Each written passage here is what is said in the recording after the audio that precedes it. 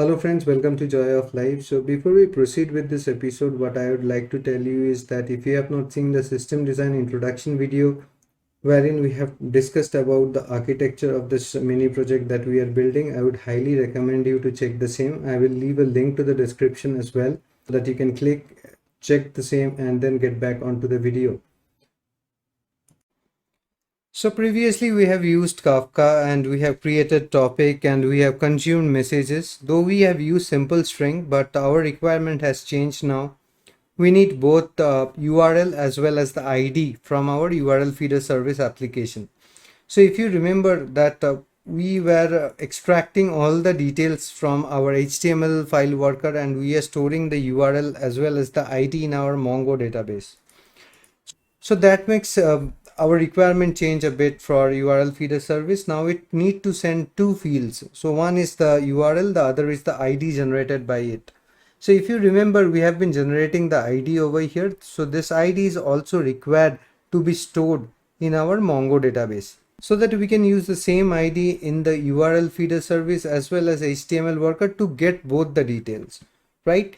So our configuration has changed a little bit. So in our application.properties, there isn't much change.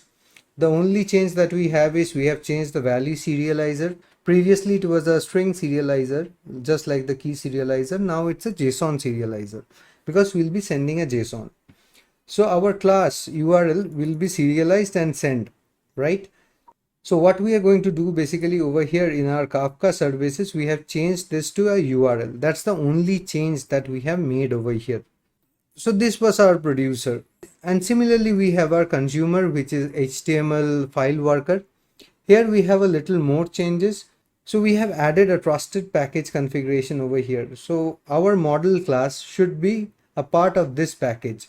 So if you remember, we have the same URL class present over here and it is in the same package, Joy of Life HTML worker model. So I have specified the same package over here, right? Rest all is same, but what I have done over here is I have introduced a config file. So as the name says, it's Kafka config and it's annotated with configuration, and here I have all the four properties that I have specified in the application.properties, all these four properties, and each of these properties has a default value, as you can see. So if you don't specify, this value is going to get used. Then we have the consumer factory bean. So the key is again a string, the value is a URL object. So here I have a map. I have created a map and added some properties to it. So what are those properties? So first is the Bootstrap server config. This is your IP address for the Kafka service. Then you have the group ID. Then you have the offset that you want the earliest or the latest. Then you have the value default type. So the default type is URL.class. This is our class. Then we have the key deserializer, which is again a string. And then we have the value deserializer, which is a JSON. And additionally, we have added a property for our value deserializer class config, which is our error handling deserializer. Basically, if there is any error, if you cannot parse or if you cannot convert a JSON string to an object, then this handler will get called.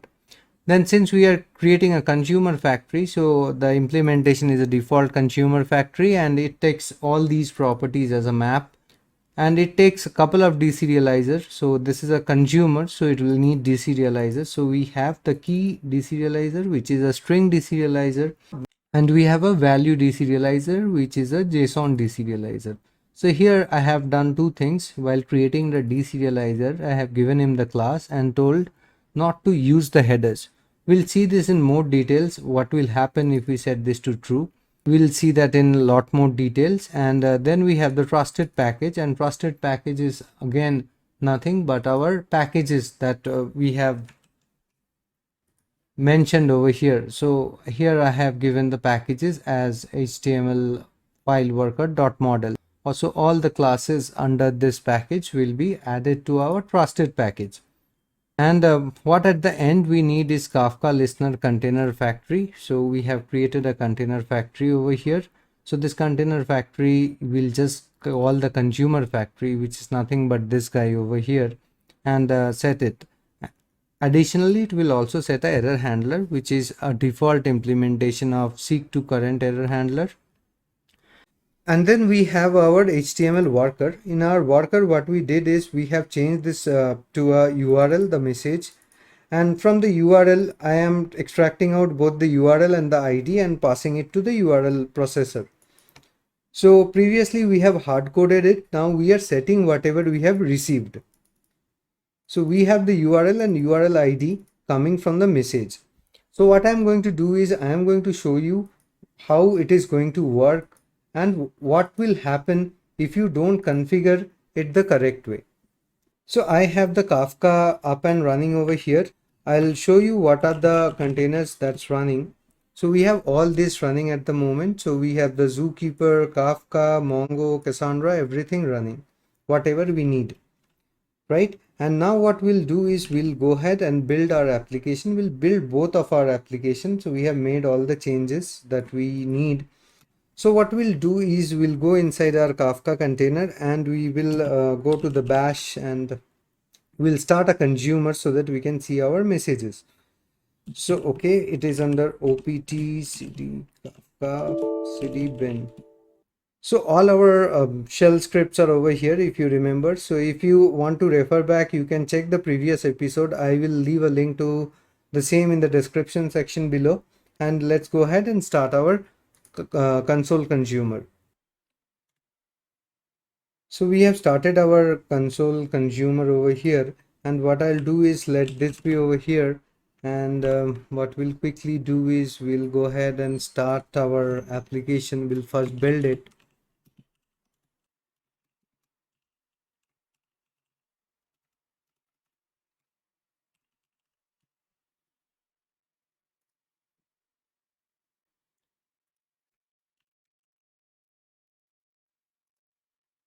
So we have built the jar. Now we'll go ahead and build the image, and then we'll start our application. Now we'll start in 8085 port, so it's going to go come up. And similarly, in another command prompt window, what we'll do is we'll start the URL feeder service as well. And in this window, the next window, so this has started properly. As you can see over here, it's fine. So we'll keep them side by side so that you can refer to both, and we'll start HTML worker in the same way.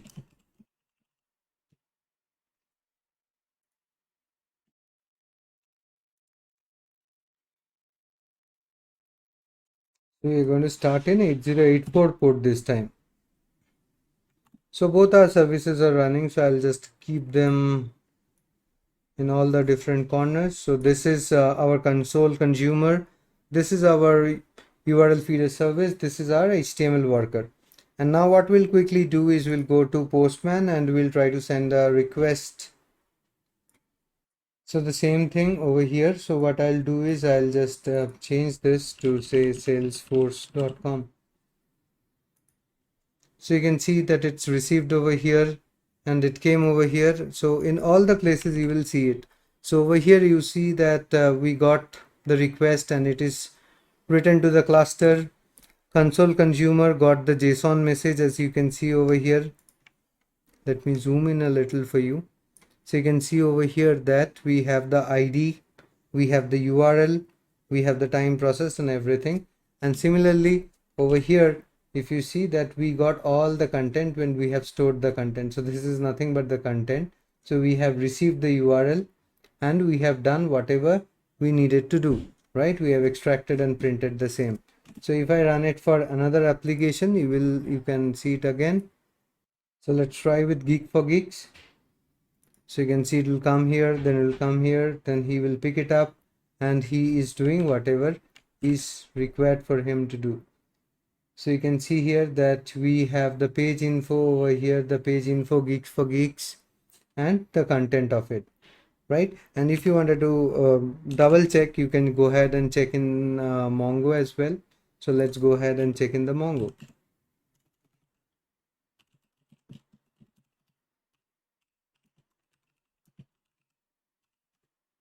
So we are inside the Mongo and we'll use web collection. That's what the name we have given. So db dot, the name was html page dot find dot pretty. So you can see this record over here. So let me zoom in a little for you. So you can see that this is Geeks for Geeks over here, and prior to that this big content came from salesforce.com, right? We have the URL ID also stored, so you can see the ID over here, and if you go and check the same in Cassandra, you will see that they are matching. So we are going to the SQL SH and we'll use URL feeder, and we'll do a select star from URL. So you can see over here, let's find out where Salesforce is and we'll match the values. So here is Salesforce, as you can see, and the ID is 6FB9. So you can see here 6FB9, the same ID. Okay, so this is not so this is cool. What we'll quickly do is we'll close all of them, and I'll show you some of the problem that you might face if you're using it for the first time. Okay, so we are not going to go ahead and change anything in our URL feeder service. We'll show in HTML worker. So for example, if I change this to true, so what will happen is it will use the headers and it will try to use the same class for deserialization. So let's go ahead and try this. So let me open another command prompt and let me kill HTML worker. Okay, so this is dead now. So what I'll do is I will go ahead and build it first. Make the Docker file. Run the application. The application is up. What I'll do is I'll open Postman and let me send some other request over here. So let's say udemy.com. So you can see that we are continuously getting exceptions over here. So let me stop this and I will show you the exception in detail. So let me maximize the screen. So if you can see over here, it's trying to use the class from our producer. So to prevent them from happening, what I am doing is I am mentioning over here that you don't use the headers. So if it uses the header, it will try to use the same class. So it will not find the class. Neither the class is present in our trusted package. So this will continuously keep on failing and failing and failing, right? And also one more thing to notice over here. So let me minimize this first. This trusted package. So this trusted package we have configured in our application properties. So what if I go ahead and make this as a star? So I am trusting all the packages, this means, and what I do over here in our config is I keep it as false. So let's try to go ahead and build this application. I build the application jar file, create the Docker file, start the application on port 8084, send a request. You can see that you can go ahead and change this to star, and you can accept any class for deserialization.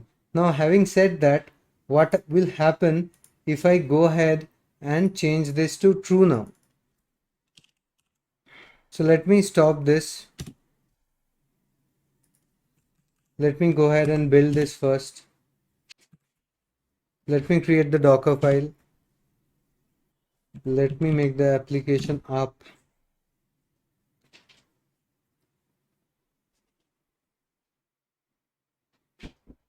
The application is up. Now let me send a request with some other URL. Let's say hotmail.com. So you can see barrage of exception, and unlike last time, this time the exception would be around class not found, because now it is allowed, but the problem is this class will not be found, right? So make sure if you are facing this problem, you have this set to false.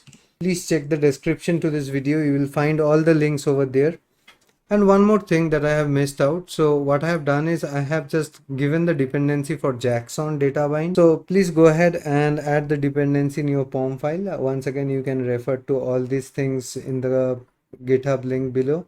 So I have added this payload and header annotation, but this is completely optional. You can skip them if you want.